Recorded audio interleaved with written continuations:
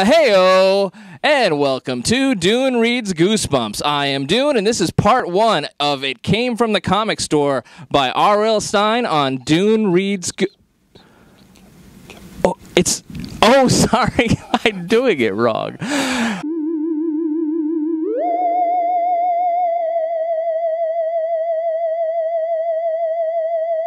Hello again, and welcome to the Comics Online podcast, Season 15, Episode 22. I'm your host, Kevin Gaussoin. With me today, as usual, is Troy David Phillips. Agent of S.H.E.I.L.D. Excellent. Agent of S.H.E.I.L.D. I should have worn mine, too. I should, or, at least my little pin. I don't even have my belt on. I've got no belt on.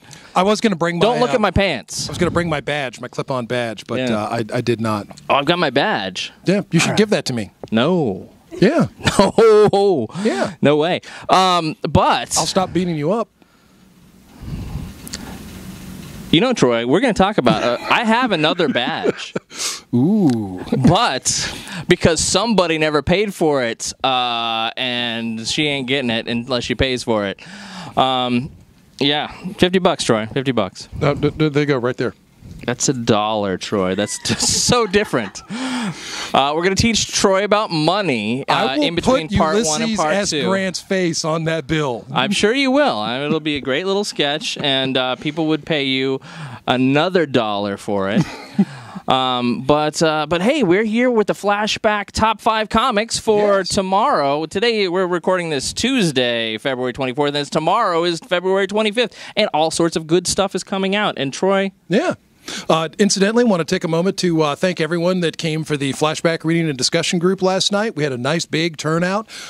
This month, we've decided, for the month of March, we're actually going to read a book as a group. We're going to read Brian Wood's Moon Knight, issue number 12. We're all going to read it, and then when we meet again on the 30th of March, 1900 hours on the 30th of March, when we get together, we're going to discuss that book. People who've been reading Moon Knight, we'll give our perspectives, and people who are new to the book, I'm encouraging people to just jump in and read. Don't worry about going back and collecting the first issue. The first issue wasn't Brian Wood in any event, so it was Warren Ellis. But why am I not remembering this? When was this? I don't know. Just this past year, Kevin. It's only been the last year's worth of Moon Knight. Okay.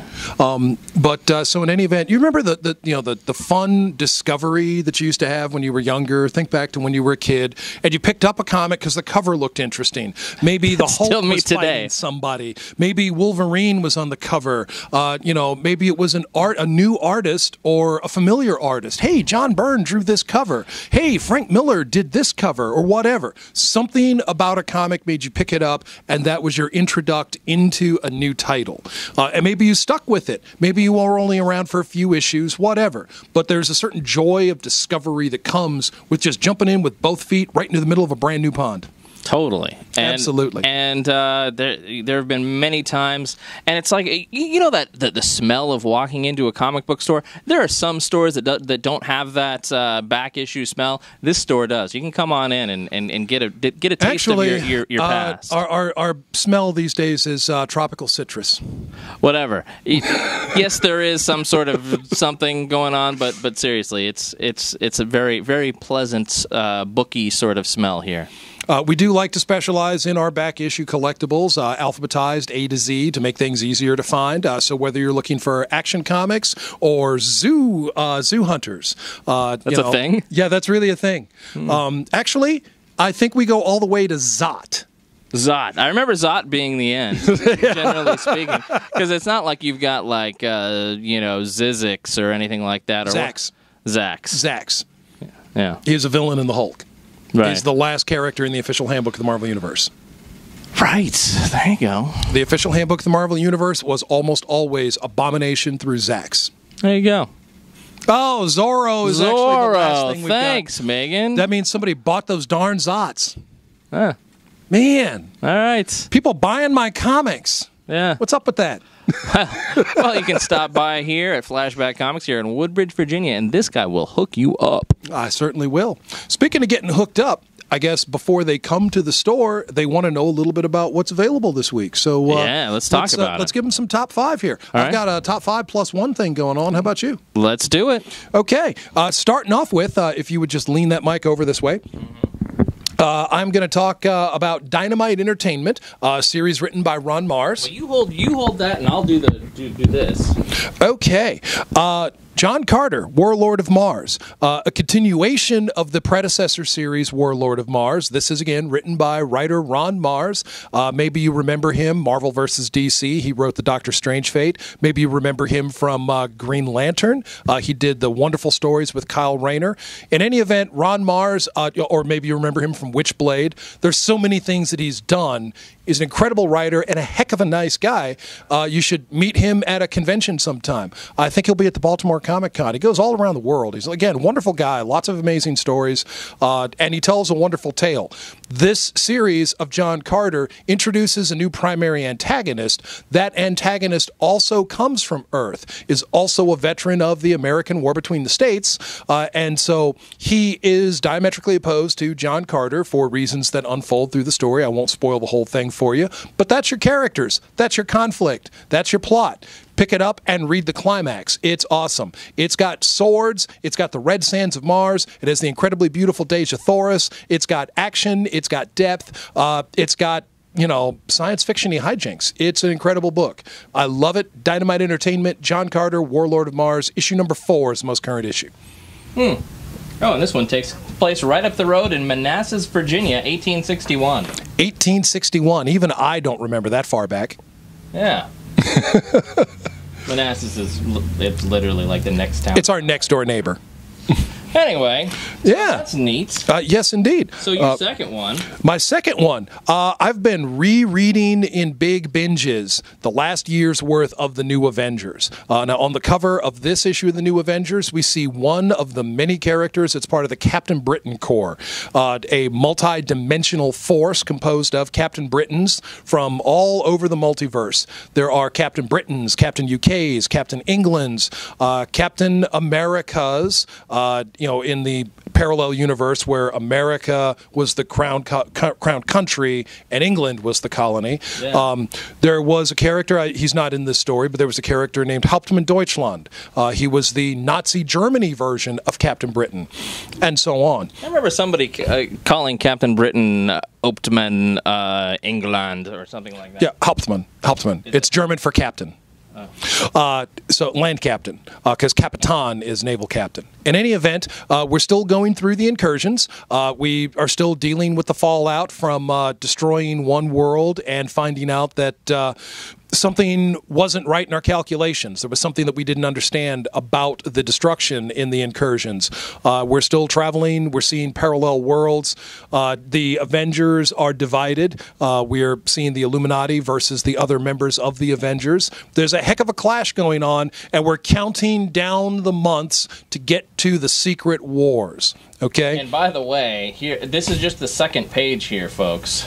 So, yeah, Beyonders. Oh, my goodness. Yes, indeed. The Beyonders. I don't know how well you remember Marvel 2-in-1, as well as Secret Wars. In the pages of Marvel 2-in-1, we saw Counter-Earth, the High Evolutionaries Counter-Earth, taken away by agents of the extragalactic people, the Beyonders.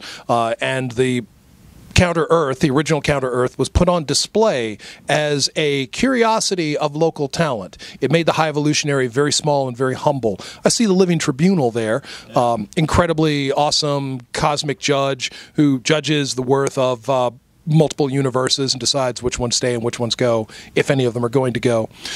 So New Avengers definitely gets you neck deep, along with its sister title, The Avengers, in the events that are leading us up to the big Secret Wars coming in May.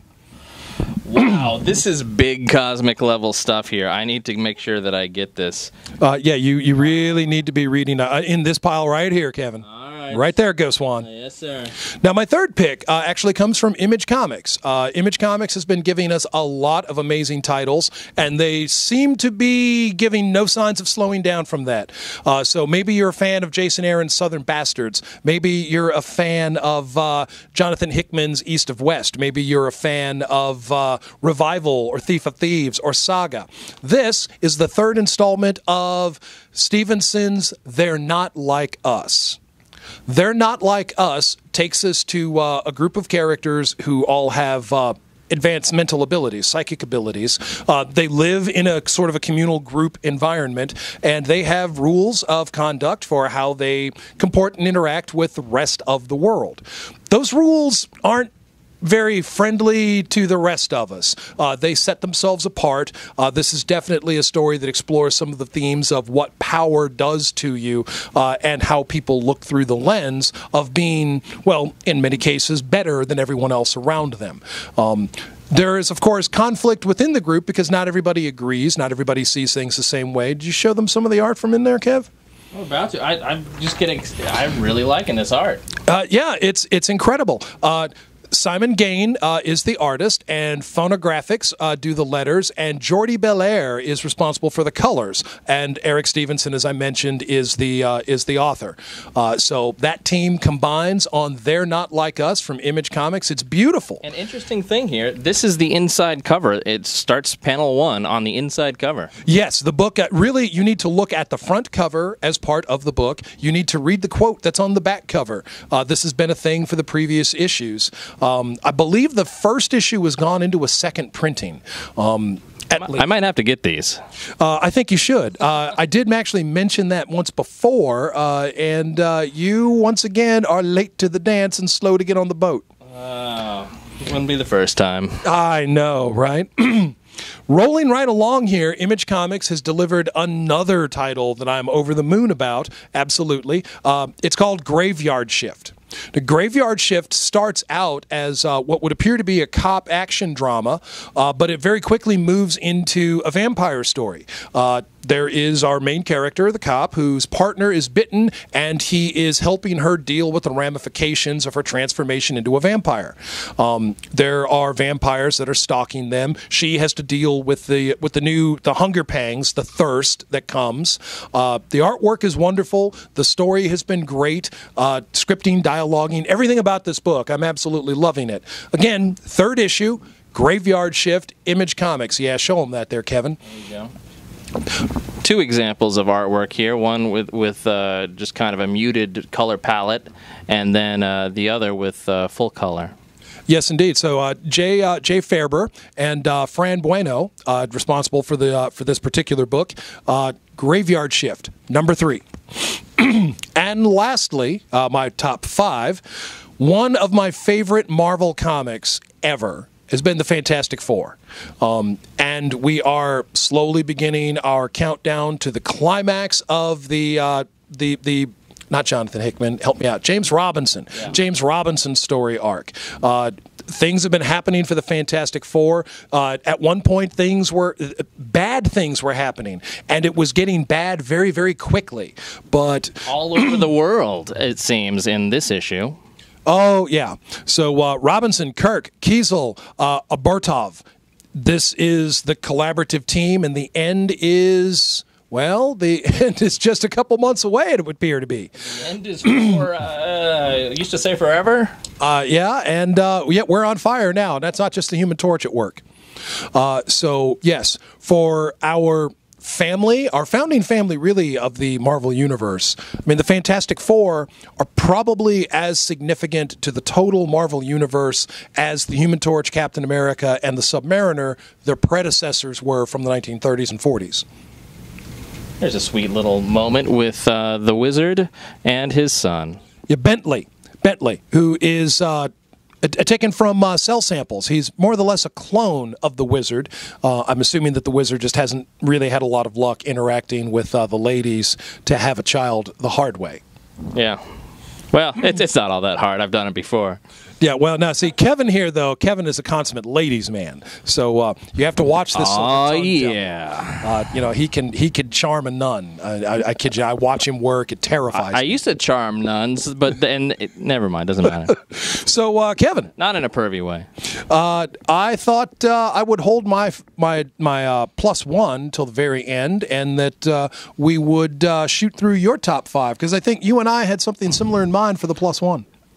Yeah. So, let's do that. So why don't you talk and I'll hold up. I was going to go and talk about the Fantastic Four too, but hey, that's another cover. It's another cover of the same book.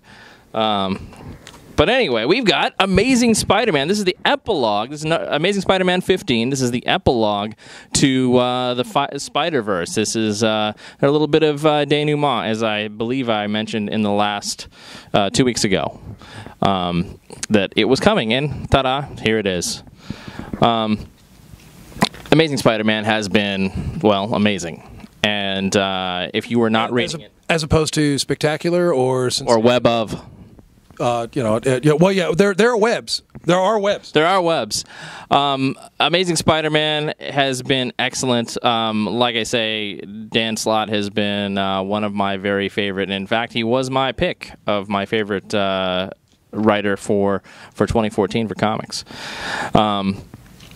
This has been just a wonderful series, and I can't wait to see where it goes from here. Anyway, I'm gonna run through mine kind of quick. We've got I don't want to spoil too much about Spider-Verse, but then we've got a couple of books. We've got Spider-Man 2099 number 9. These things, it seems like they must be coming out faster than monthly, because has it been 9 months since the first one came out? Well, Kevin, you fall way behind there. So what can I tell you? It might be, but I've been really enjoying the adventures of Miguel O'Hara, the Spider-Man from the year 2099, who, of course, he didn't receive his powers by any by the same means as Peter Parker. He's an employee of Alchemax, a future corporation, which is, of course, evil because, future corporations are generally evil. Oh, Kevin, did you catch Miguel's crossover in the pages of All New X Factor before that book folded? Of course I did, because I haven't caught up on those. Troy, shut up. But hey, we've got future Hulk on the cover. That was it. Did you show? Yes, I did. All yes, right. I did. Well, I mentioned that because obviously Miguel's story has greater ramifications than just within the pages of his own book. Oh, yeah. So even though All New X Factor has ended, I don't think it's the end of the Serval Corporation. I think we're going to see more, and it ties into the 2099 future. All right. So, yeah, get excited. I'm already excited. I'm really enjoying it. Like, back in the day when that first 2099 series, they had X-Men 2099, which was terrible. Spider-Man 2099, which was barely acceptable. Hulk 2099, which was terrible. Doom 2099, which actually had some good points. But Punisher. Punisher was terrible. Sorry, was it Eric Larson did that? Actually, I don't recall, but I don't believe so. It might have been just somebody who was biting off him. By then, Eric Larson would have been over at Image doing Savage. Yeah, I think it was probably somebody just biting his art style. Sorry, whoever that originally was. That's just what sticks in my mind. I don't actually remember. But hey, no, we got to go to this one. We got to go to Spider-Gwen. Come on, Spider-Gwen. I was really trying to save this big hit for last, but okay, here we go. We're doing Spider.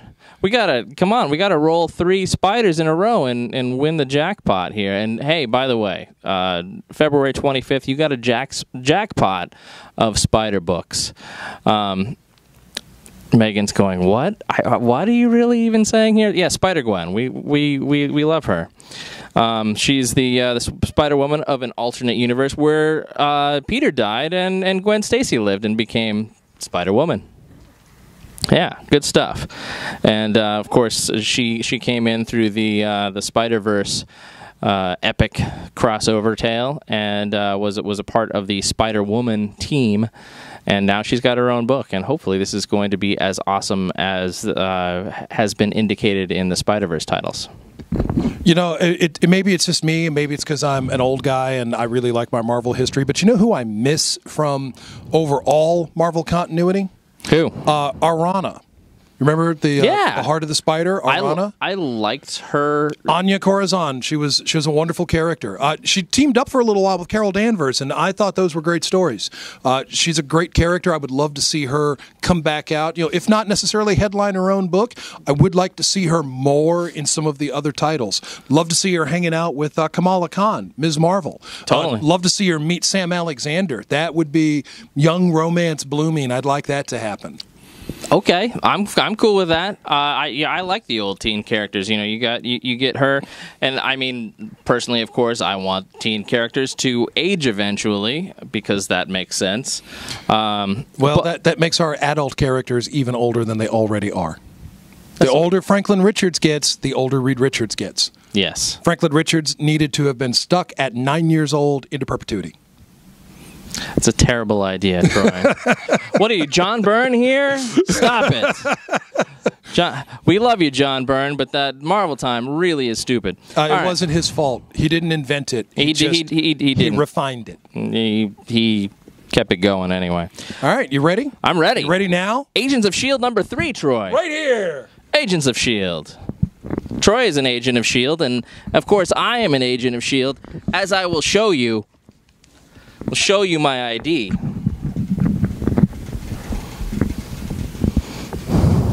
Yeah, I am Agent of S.H.I.E.L.D. All right. I'm going to have to confiscate that. I'm afraid not. My badge says no Troys allowed. It says it right there. It's very small print. You could be afraid all you want. I'm still confiscating it. No, I'm afraid. Okay. Anyway, yes, Agents of S.H.I.E.L.D. has been an excellent show. It comes up back on next week. By the way, tonight, Agent Carter. So if you haven't already watched Agent Carter, Hulu that mofo up because it is excellent. The final episode is tonight, and excellent. We'll talk about more about that in part 2. Well, you know, you're going to want to watch that final episode, and then you're going to want to jump on over to the Blu-ray special feature, and you're going to want to watch that Peggy Carter one shot, the Marvel mini movie. I'm coming over to your house. You know, it's not the first time I've ever invited you, but I know you don't like to come down to low rent districts like mine. I really wanted to. I was posting on Facebook the other day about, I really wish the snow wasn't so bad because I'd be going to Annandale right now because I saw this lady doing. Somebody posted it was fried chicken. You know that Korean fried chicken. You know what I'm talking about? Do you know what I'm talking about? Korean fried chicken. I'm like, that sounds delicious. I would love that, but the snow is too deep, and I said, forget it. Well, I would have picked you up, and then we would have got fried chicken. That would have been a thing. Darn that snow! And Megan says something about Honey Pig. It's a honey wrestling thing, and it's in Annandale. She's just the ringmaster. She wears a top hat. So, Agents of S.H.I.E.L.D., come back to Earth, Kevin. That's good. That's good. Come back to us. She did the little cranky thing from Guardians of the Galaxy. That was good. Now our cameraman and our producer have gone nuts. Anyway, Agents of S.H.I.E.L.D., the comic, has been taking the cinematic universe characters from the films and the shows and giving us the comic incarnations of these characters. So good. I've said before that I like having these characters in the comics. It fills in the void that was left behind, taking away the older characters, the Generation 1 S.H.I.E.L.D. agents who were actually World War II veterans, and replacing them with more contemporaneous characters. So I'm good with this. The series has been great. The introduction on Phil Coulson and going forward. So yeah, Agents of S.H.I.E.L.D. issue number 3. Before we started, we were talking about Excalibur, and we were trying to sell Megan on buying the original Excalibur. Yeah, she's there. Yeah, it's Alan Davis. Yeah, Alan Davis. His art is just fantastic. Alan Davis. I mean, it's like I didn't expect it in this. Is this the third artist we've had in 3 issues? I think so, yeah. Marvel, come on. This is a great book, but you're going to freak people out. People like me are going to read it because it's fantastic, but... You know what? Stick with Davis. It's fine. He's fine. Just keep Mark him. Waid writes, Alan Davis draws. That's all we need. You're going to win. Thank you. You can't lose. We're done here. Yeah. Anyway. Are you ready for your final top 5? Yeah. All right. Here comes number 5, ladies and gentlemen. No great surprises because it's Kevin we're talking about. If it were me, and if it were that week, it would be Godzilla. But it's not. It's not me, it's Kevin. So, Kevin's Godzilla is actually from Titan Comics. Geronimo. Oh, wait, sorry, wrong doctor. This is the 12th Doctor, who doesn't seem to have his own jump into action quote, but whatever. It's 12th Doctor, and we love him. After eventually, once you get once you get through that whole first season of him, he's amazing. This artwork is beautiful. Yeah. And, photo cover on the one that I picked up there, so. Of course, because that's, that's what you do. So, Robbie Morrison, Dave Taylor, and Luis Guerrero. Doctor Who, Adventures of the 12th Doctor, issue number 5. To catch you up, that would be issue number 8 of the 10th Doctor, issue number 8 of the 11th Doctor, issue number 5 of the 12th Doctor, which was released later after the first 2 series dropped. I got to give him one more page here. This artwork is it's beautiful. It's absolutely beautiful. I want this guy Dave Taylor to just get big and do 2 or 3 more comics every month. Oh, that's his. All right. Yeah, I'm liking it. Yeah, as well you should. That's all right. There, my hands are free now. I can pick my microphone back up. There you go. So, Kev. Yeah, I'm liking this. So I picked one, and I think you picked the same thing. We both picked the same thing. We both picked from Vertigo Comics. Kev's going to hold one up while I'm talking. This is the number 1 issue of Suiciders. Suiciders is an interesting story with a futuristic underground gladiatorial combat going on. Like you do. Yeah, indeed. And apparently, the nature of this arena-style combat is virtually suicide, hence the title. The main fighter, in fact, is called the Saint of Suicide. So there's, it's hold those pages up there, Kevin. Hold those pages up. Show the good people the artwork. Okay? Yeah. Vertigo, reinventing itself, as it was once the supernaturally themed characters of the DC Universe, and now it is a variety of independent, creator-owned things that DC has been putting out there.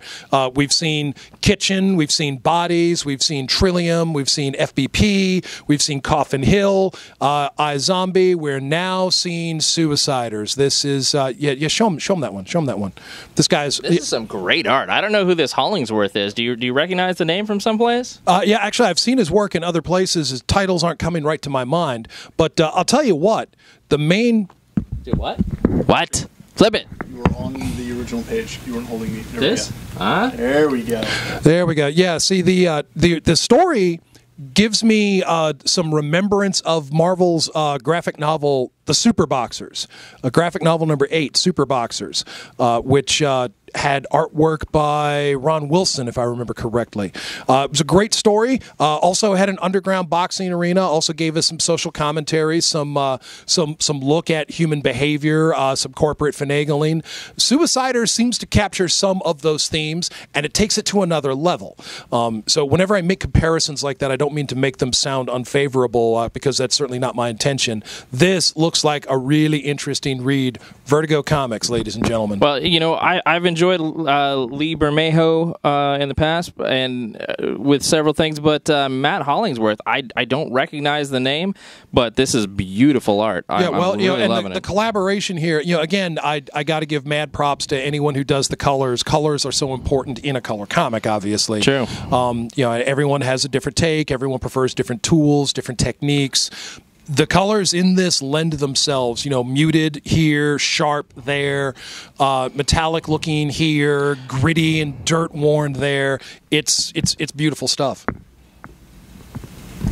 Yeah, for real. So to be clear, the penciler inker is also Lee Bermejo. Lee Bermejo, yes. And Matt Harlingsworth is the colors. But if you look at this, obviously he's going in with basically doing a watercolor painting. There's a lot going on. Yeah, there's a lot of art. Texture in this is just absolutely beautiful. Yeah, it's amazing.